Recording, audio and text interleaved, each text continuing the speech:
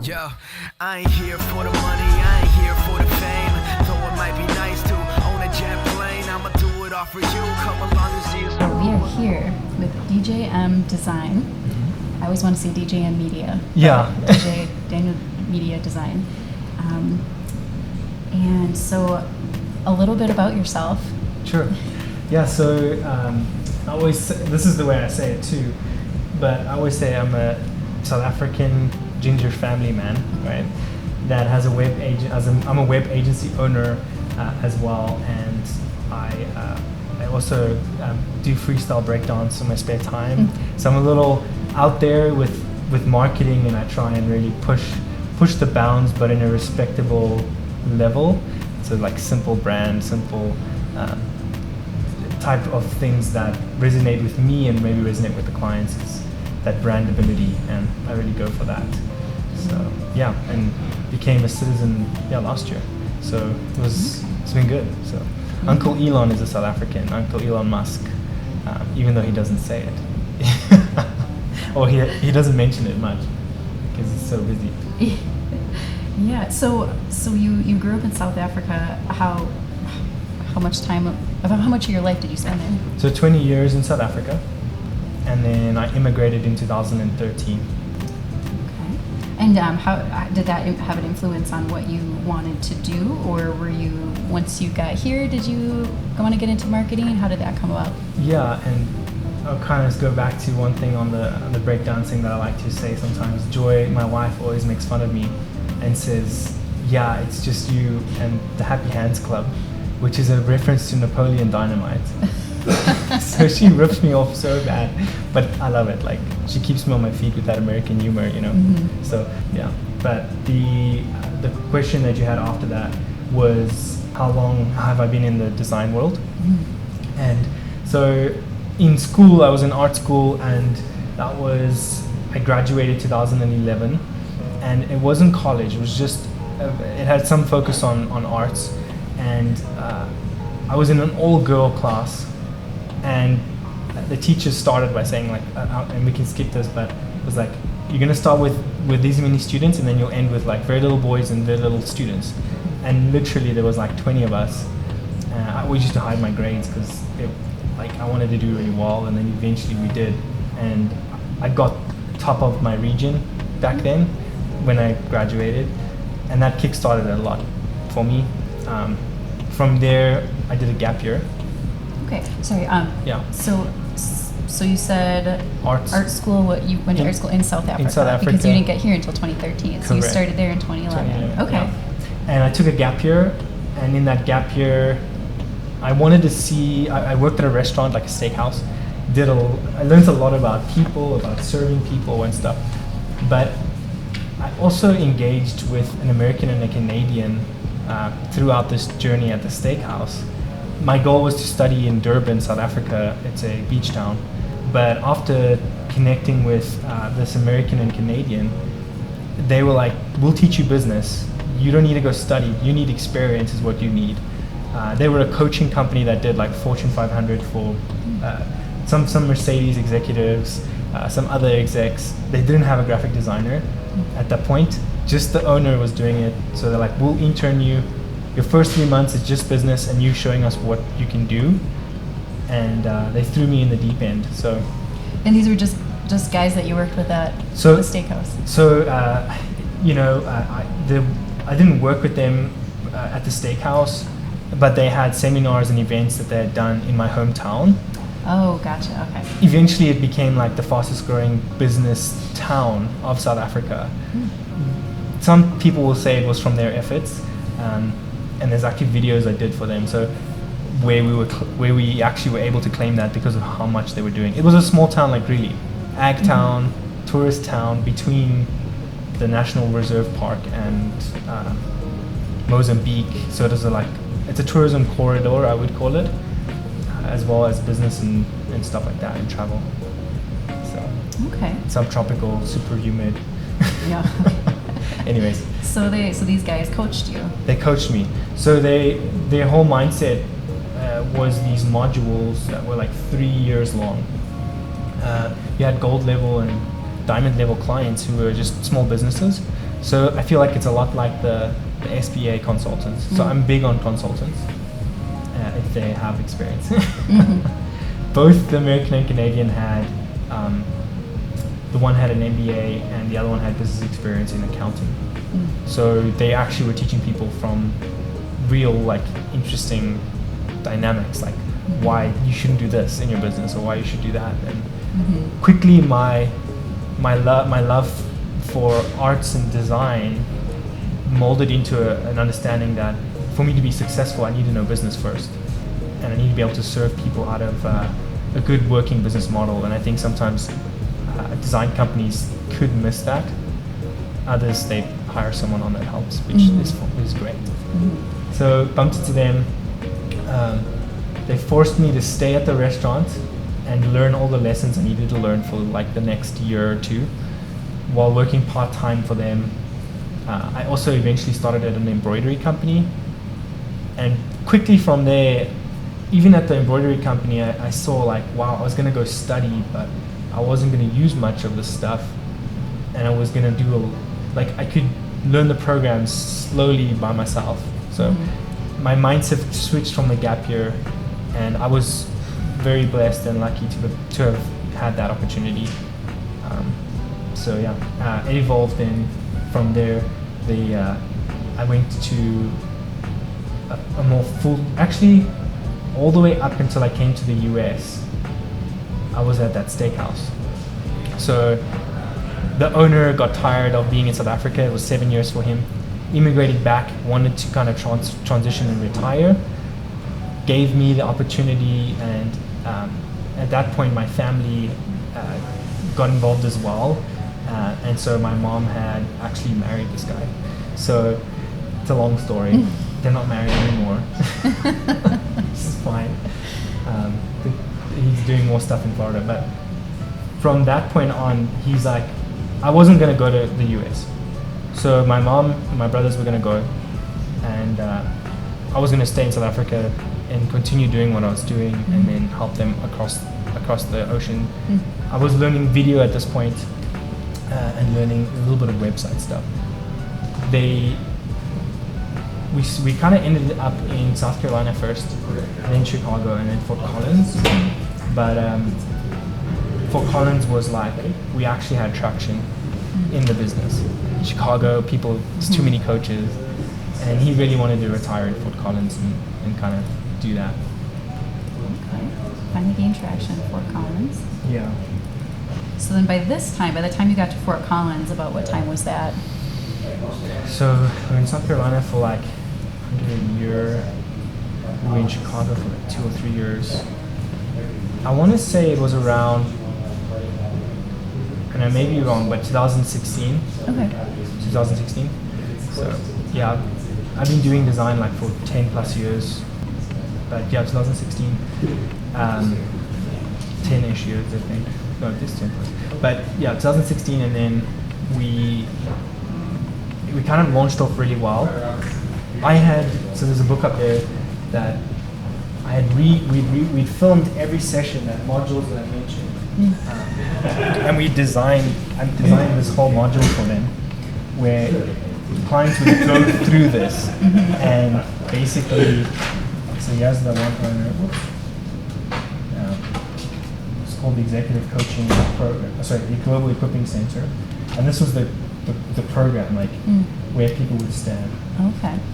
So we had done a whole 3-year video with like a live. They were trying to get ahead of the let's have clients engage with videos live, and then let's do in-person events. Before we were forced to. Yeah, and we did like events in South Africa where we had like 750 people. So I was part of these marketing efforts, learning how do you get 750 people to show up to an event? Like, how do you have more than like 50 clients on a retainer and stuff, and help them? So it was a very good foundation for me, and I wasn't being paid very much, but I had to learn somehow. I think that's such a good thing for young people. It's just like get in if you can, with the influences. But yeah. So yeah, Fort Collins. at that point, I started dating Joy, and I quickly realized that the work we were doing was internal for the company that I was doing, the marketing and video and all that stuff. But I wanted to serve more industries than just the clientele that was in the company. So at that point, I started a company and I had my residency at that point, so it was a huge plus being able to go through that process. I finished my 36-month module, or I think we were 80% finished of the last year that we had. I wanted to take what I had learned and be more multicultural and be more bringing in some of the South African influences into a web design agency with a freelance co-working culture. And that was the birth of it. 2017, I was still working at the other company part-time. February 5th was when I started the business. Started with websites and design. Okay. And so that was February of 2017. 2017. Yeah. You started. Okay. Yeah. Okay. So you were still in Fort Collins. Started in February. Yeah. Okay. And did you have this was just out of your home, I'm assuming? Yeah. Home. Okay. I had like the office in the bedroom, kind of thing. I was in an apartment complex, like next to Red Truck Brewing, or close to where that used to be. Oh, okay. Yeah, it was like a somewhat college and whatever. I put in probably like $3,000 of my own savings just to name the company and do all that. Get an LLC, so I started with. Let me just go through this. Yeah, so I started with $3,000. The business kind of picked up, and actually I went to a lot of networking events, and that's how I got involved with the SBA and the Fort Collins branch especially. I tried out 2 or 3 consultants and I ended up with Jim, who's been phenomenal. Jim Kelly. He had a website company and then had sold it, and so being able to tap into all his knowledge, where partnerships, like how to build a good brand, how to engage with different things. I always had that resource, and it probably took me a year or 2 to find Jim. Okay. So yeah, that was a big leveraging aspect. I had parted ways with the other company, and just went head first in this company. I was doing e-commerce on the side as well to make extra income. So I would go to garage sales and stuff, simultaneously growing both this e-commerce and DJM.Design now. It actually did really well at some point, to where after realizing I can't do 2 things at once, I stopped doing that and just focused on DJM.Design. Even though we did really well, I slowed down and kind of shifted gears to really give all my attention to the clients and to what we were building. Is that something that Jim helped talk you through coming to that decision, or was that kind of outside of the consulting? I think Jim was part of a few of those conversations, and I mostly used him on the website side of things, the web design and the media design type stuff. Okay. So. And the consultants that you saw before, were you seeing someone on a regular basis, or? They were, and they were good. I saw a video consultant for a while. I saw a few other consultants. I was like, cool. Obviously my tax money is going somewhere, and seeing it live is like awesome. Understanding the value of how much the SBA has done for me has been awesome. So, I jump on the webinars here and there. I listen to the resources. We were able to pivot in COVID because of just knowledge that we had access to us. So I'm a big proponent of the SBA. I think one day it would be awesome to be a part of that on a different scale. Over the years we saw growth. We were doing everything. So multicultural, multimedia. We've taken the multimedia out, even though that was part of it. And we've really narrowed down our focus. So, and that's helped a lot. So basically, now we just do web design and kind of natural marketing that's a little softer and less aggressive.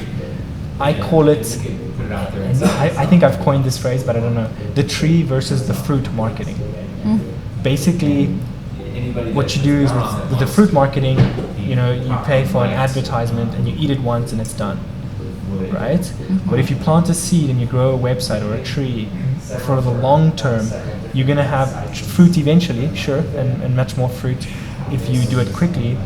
But I prefer that kind of style where it's like, I want to go long term with you, where let's find marketing that's not instant. We can do that as a supplement, but let's do something that's long standing, where in 6 months you're going to feel like, oh, there's actually traction here. And it's like, what makes us, it's in here, but what makes us unique is we do design psychology, human psychology. So how is someone interacting on something? In the sense where I want to serve you just like I serve tables at a restaurant. If I bring you a steak but you felt like a salad, then I'm not doing my job. And the better like our company gets at serving the right salads, the more the customer enjoys the experience, and that's what we're really good at. We're really like, basically, I want people to say, oh, that's a DJM.Design. Like, that is DJM.Design. That is the front end, the beautiful. We focus so much on design, where it's like, what is in your brand? What can you coin that's unique? With ours, you can see it's 3 letters. It's colorful. We want to look like a Calvin Klein type. You would be okay wearing the shirt type brand. And it's simple, it's sleek, and it's in that nature. So yeah, when we build products, we come from that thinking. That thinking has come from the evolution of this office and talking to people, and it's worked really well out. Where we've grown every year, kind of like doubling, and then this year has been an operations and rebrand year. So it'll be less of a growth year for us. Surprisingly, during COVID, we pivoted a lot into this model, where we're just serving clients in the auto industry, home, property management, and industrial. We can serve them better because we know their industries. And we, like, you're working with home-related services, electricians that work with property managers, and they're all connected. So I always caution business owners not to get too far ahead of too many ideas, and always hone it back down. And Jim's good at that too. So it's been a very, like I mentioned to you with my wife, I've taken a lot of her experience into the company as well. So she works in insurance, and she used to work in the car industry. What my wife and the team, the co-workers we have, bring to the table is a lot of simplicity to the business. So my wife is such a good organizer, and also can discern and understand people and systems. It's like my weakness. I'm on the marketing and the organizational, and I do a lot of systems. But there's like other things that I had took from her. Yeah, like the model of how in the insurance world for annuities, life and health, people work at their own schedule. People do come in here now and again and do some work, and then they'll go back home and do work there, maybe work while traveling and stuff like that. But I also I don't like the whole fake imaginary lifestyle, because I do 60 hours here in the office or out with the clients. So I know what it takes. But I've taken that. I've also taken the sales structures that they have. So we have like opportunities for people to grow straight from the revenue and stuff like that. But the other components that I've taken is just the fun and the weekly engagements that their company does, and then annual and quarterly events, gifts and things like that. Like we have client gifts, like pens we've made. There's like a ballpoint pen I designed that kind of customer service really is unique and unseen, and like building websites with an open hand, where it's like, look, you own this thing, I'm not going to take it from you. Other companies may want to do that, but this is how you can be protected. So even on that first meeting, we're giving the client education and stuff. So Can you go through all of the services that Sure. you offer? So we do mostly front-end web design, full packages on pages, small business to semi-corporate. And then when it comes to marketing, it's SEO, it's sometimes like blogs and engagement, loading speed. The faster your page loads, the higher you rank on Google. A lot of things. There's a lot of aspects to that, and other companies don't show what they're doing in SEO. We actually show it. Like, we have a line-by-line thing. Like, I feel like so many companies are selling, hey, we do SEO, and then they don't do anything. So we've had, now I'll tell you the success stories, which have been cool. But yeah, we're sticking to those two. We do, for active clients, we'll do some video editing. We used to do a bunch of videos, but we just don't have, we're specializing in that web design, website design. Okay. Yeah, it's our strong point, so we're gonna make it as strong as possible. Yeah, no, but the SEO, that was one thing in some of our classes that I've heard, that our participants caution each other.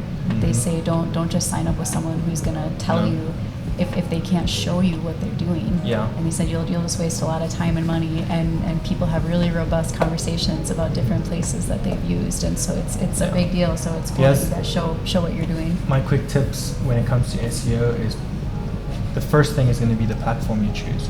Platform, then you want to reach the cities that you're looking at. So you add cities into your website because it allows you to target those areas. Then you expand to those and you choose only the best keywords, and then you track those and then see every time, like, can I track first for that one? And our company has a guarantee of, let me get to this, where it's 6 months. We'll get you onto the first page for a specific set of keywords. And we use a multifaceted approach. So another service we offer is we work on Google My Business pages, which is the reviews section. We submit the sites to the search engines. We haven't really gotten into backlinks and some other types of SEOs. Some of those can be considered white hat or black hat, which is like, if you do too much or you do it the wrong way, Google doesn't like it. So we'll fix those errors and stuff on a monthly basis, just every month. Like, if I can improve you by 5% every month, it's way better than me trying to say I'm going to improve you by 100%. That's the mentality. So yeah. Okay. yeah. I was going to go to this. Oh, there.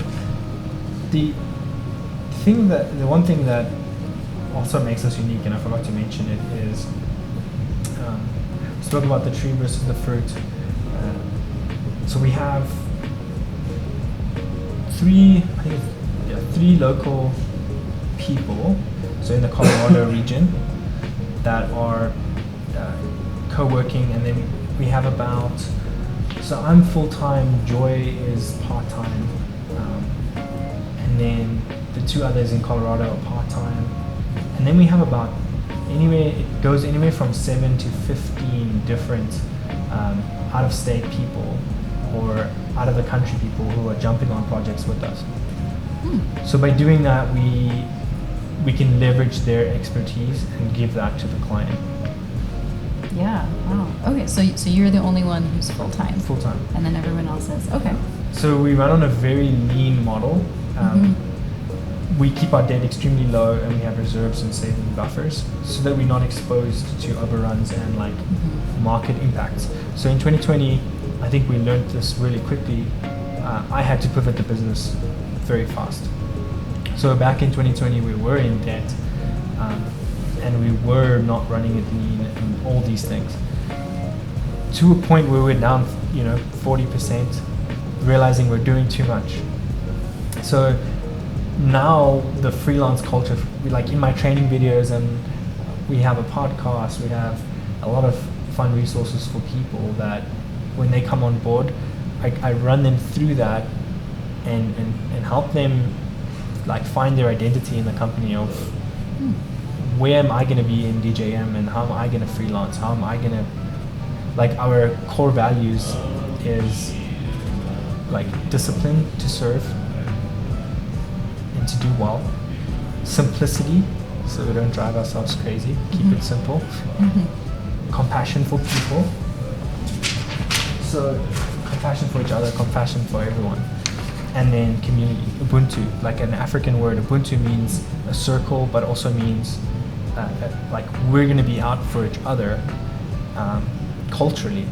So we don't have to be family, but we do want to be like in that community framework of like, okay, if you stumble, like what can I do? You know? Oh, what was that word again? Ubuntu. U-B-U-N-T-U. Ubuntu. Okay. It's a great word. And then finally, something I'm passionate about is we give about 11% of our gross profits to South African nonprofits and USA communities that impact orphans, job creation, and community development. Oh, that's awesome. So it aligns with our values. So when clients pay us, I don't think they know this, but some of them may, some of them may not. A portion of our profits we take from that goes to that. So it's a huge deal. Every month, every payout, this is what we're focusing on. To name a few organizations, we have the Clothing Bank in South Africa. They help women turn clothing into like Goodwill. We don't have Goodwill back there. They have orphans who get educated and fed and taught with cell phones under trees so they can actually like have education.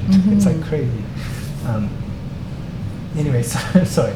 Those two ladies are like amazing people. I don't want to get emotional, but so those are phenomenal people. Then we have the Dream Center in Colorado, which does like community outreach.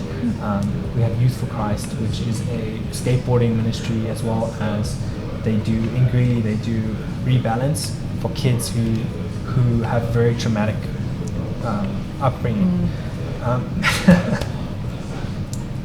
That's a big deal. I forget the companies that we donate to, so it's a good reminder. And sorry, that's 11% at the end of the year, or Every month. So 11% every month. Every month Oh, on the wow. profit, so we go like in those phases.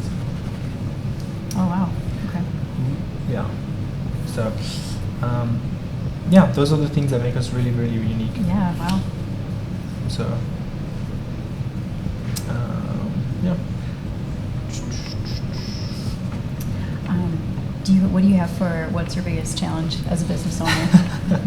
I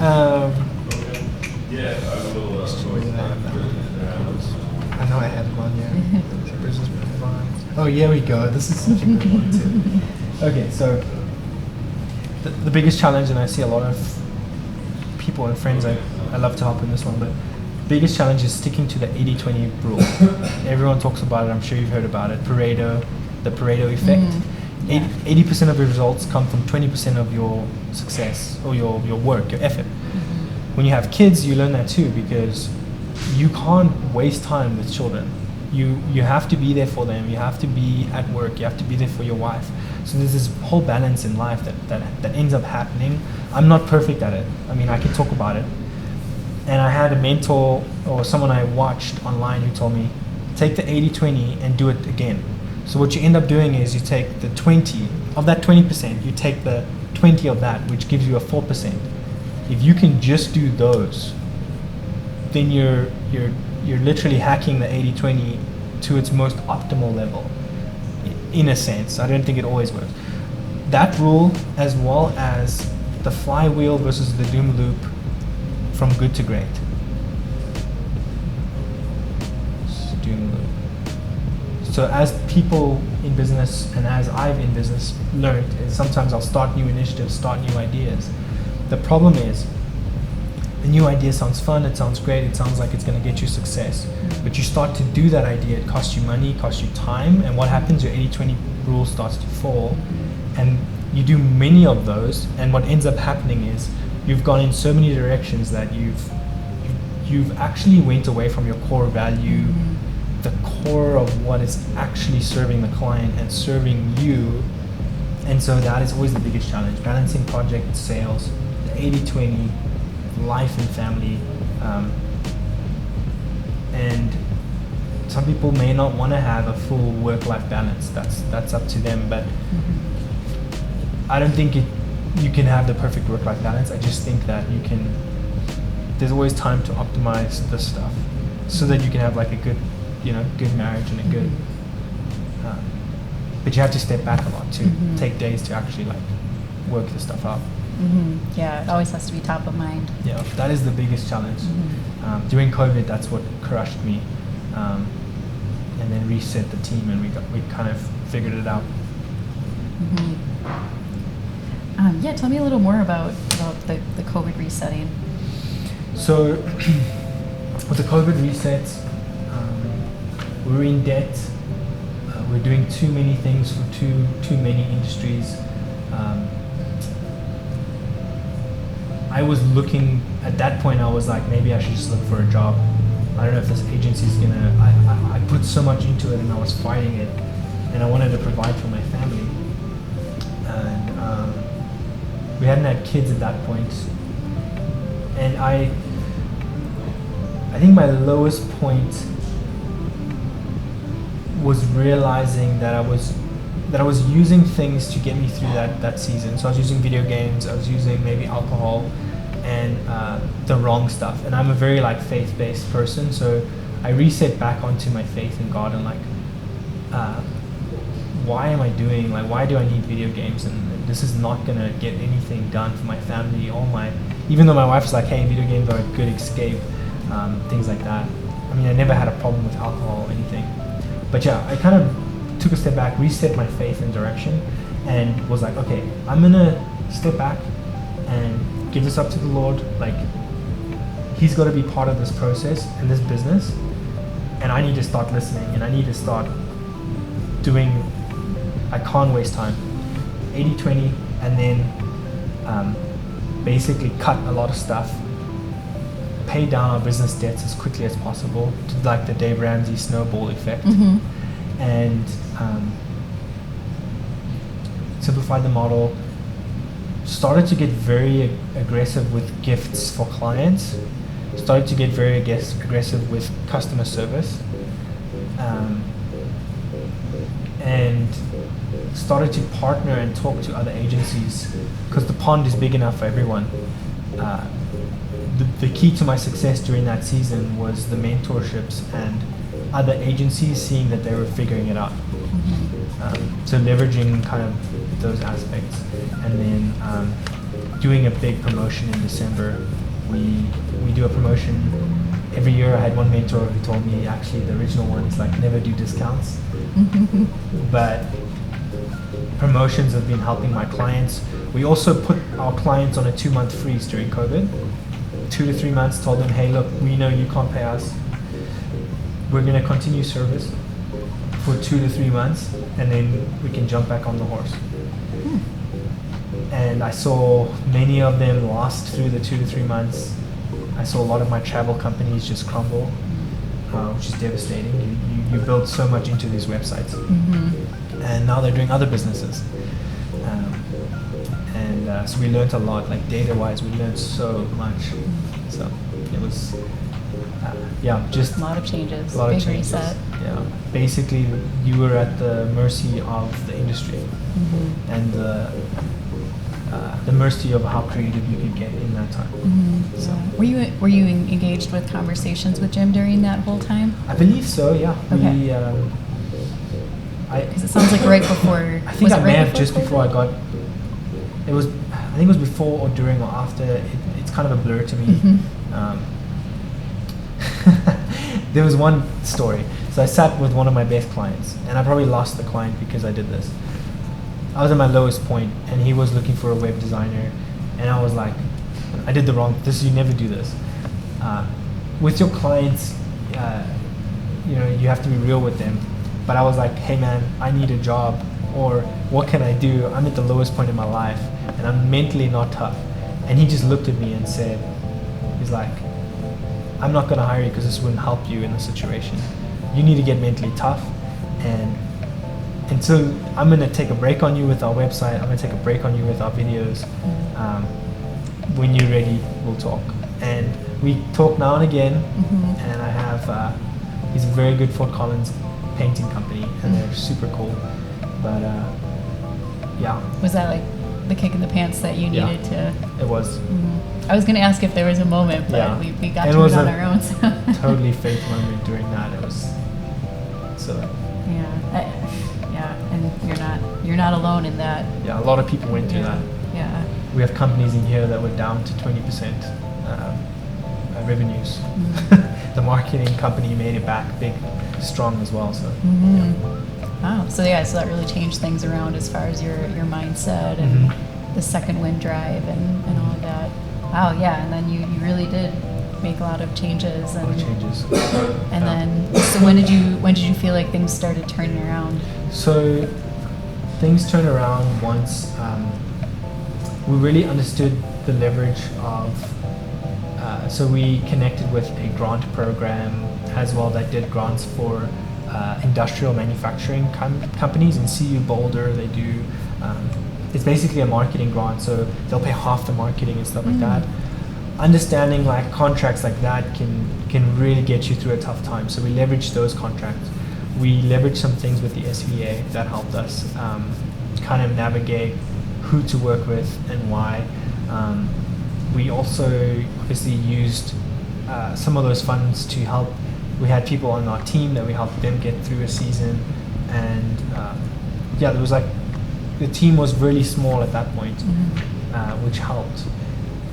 So that was like the turning point. So it was probably towards that November, December, and then not giving up like on my December promotion to the point where it was like, get the business in now so that by January your costs are not going to be raised.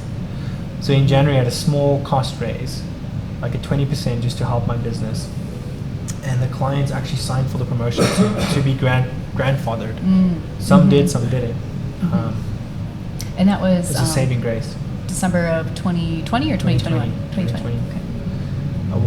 That was a saving grace. That December promotion, the CU grant program, some of the SPA resources. 2021 was the first year I actually thought, oh, we should try and use the PPP, or we should try and use the IEDL. So in 2021 I caught up late to the funding, but in 2021 we'd already been pretty close to debt free. Someone had told me, you should just look into it at least. I was like, oh, government money, like what? It's probably bad. I just didn't know. But yeah, just was able to use that as a second launching pad in 2021. So yeah, those are like some small things that helped. Yeah, and then 2021 closed. We decided we needed to rebrand. So yeah, the whole 2021 led us to the finalizing of the model to where it's at now, and then rebranding throughout December to January into this year. We only really got the final launching stuff like last month. Oh, okay. So it's a mouthful. Gosh, yeah. See, I know you made a lot of great notes that I'll probably steal from you. Sure. When I hit some of these highlight ones too. What's the coolest project you've gotten to work on? Okay, I'm gonna get to memorable. That's so good. One other thing during those recessionary times that we took on was we got insurance as a company. The insurance actually has umbrella insurance where it helps our clients. It gives them a blanket protection of up to $85,000 in cybersecurity, and I've just seen things happen where people lose domains, lose this, lose that. Then we have to come in and fight that and get it back, do whatever we can. So that's like a big selling point for some of our clients on a monthly. Having that protection, having that support, calling us whenever they need us. But some of the coolest success stories.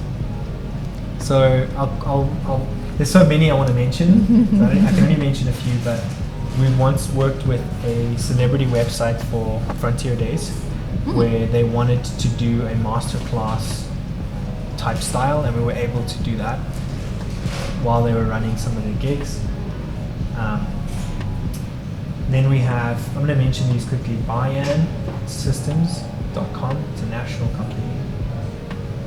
Gold's Insurance, Leading Edge Electric, and then One Way Property Management. And the one that we did with the celebrity events was Once in a Lifetime Events.live. But they've changed since then. We don't really work with celebrity companies. Buy-in, the coolest thing in that one was we built a whole distributor network USA map on their website, where if you scroll through, it'll like hover and show up the icons, and you click on it, it will scroll down to the actual distributor for a fence hydraulic. That person will actually come and install your house. That's a full integration. We use the government grants on that website. They were able to retain, I would say, maybe $25,000 in costs. So that was a really good one. Gold Insurance was the biggest website we've done.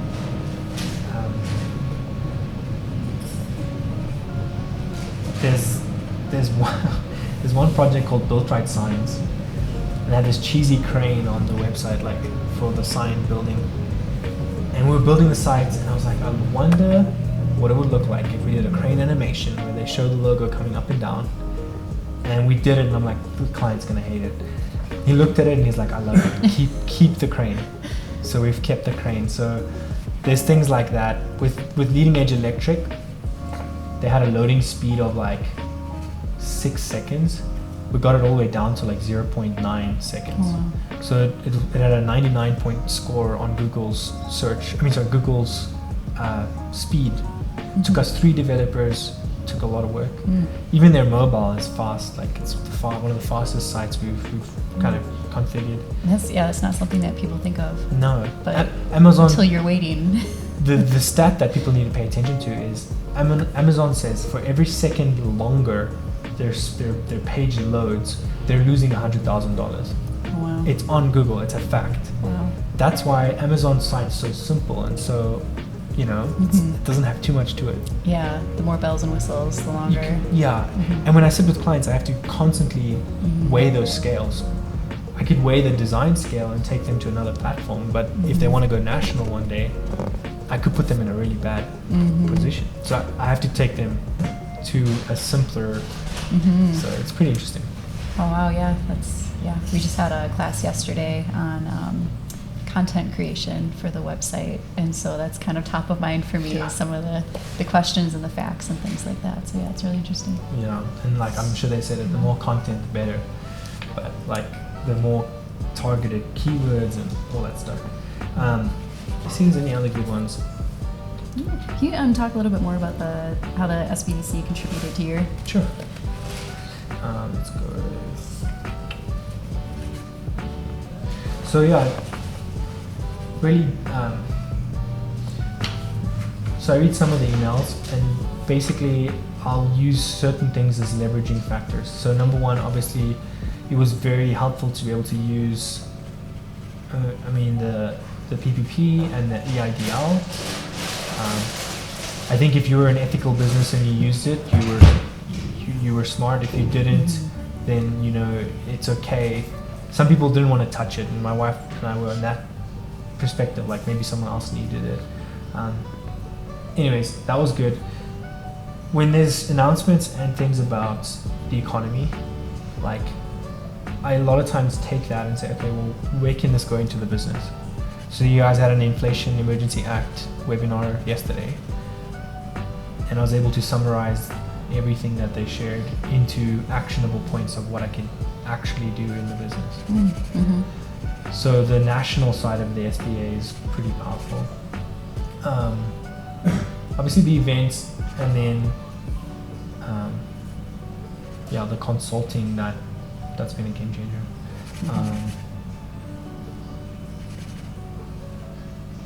Did you have an expectation going into the consulting that wasn't met? You know, I'd been with so many bad consulting opportunities. I don't think so. I mean, it's really on you. Like, you're gonna get the most out of how much you're gonna put in there. Your taxes are already paying for it. It's free, so you could take it as a free product and not use it because you don't see the value in that. Or you could really just dive into it and find out why, how, and what. And I think people need to go into those meetings like, if I was an SPA agent one day, how would I feel? And that's more motivating when I walk into a meeting. It's like, one day I would love to do what Jim's doing. And obviously I would talk less and listen more. I don't know, do you have questions for me on the SBA? No, yeah, we just like to put in there, things about what was most beneficial to you. And yeah, I like how you talked about leveraging the announcements, things that we share and that come out, whether it's the national level, ones. The state level, the regional, we're inundated with those things. And what do you do with that? So turning that into actionable items that help your clients is really helpful, because you could say, this just came out, this is what we're going to do about it, and what a relief to people. So that's a huge leveraging point. Yeah, we actually sent out a pivot, they had all the pivoting during COVID. We sent out a pivot email, like, this is what we want to do. So we look at I pay attention to the ones that actually catch my attention. I'm like, oh, that's really important right now. So yeah. And definitely this last one too. Any advice for budding entrepreneurs? So I'm not an expert, but I am very focused on where we're at as a company, as a branded company moving things in a direction. The first thing I would say is read these books, because these people know what they're talking about. It's Good to Great, staple books for business owners. Profit First, The One Thing, Get Different. I'm going to ask you for all of these later. Get Different. And then the last one is Sell Like Crazy. It's an Australian author who wrote this book. It's so good. But it's really the fundamentals of like a doctor. What do you need? How do you feel? Right. Educating yourself, no matter what that means, whether it's a program or just doing the work yourself. I think we tend to overcomplicate things when someone's already done all the work and research for us. You just have to take the best pieces of that work, and hopefully it's the right resources, and just implement. Don't read too much, just take action. The 80% of the time you should be taking action. 20% you can go and study. So, yeah. Cool. Yo, I ain't here for the money, I ain't here for the fame. Though it might be nice to own a jet plane, I'ma do it all for you. Come along and see us.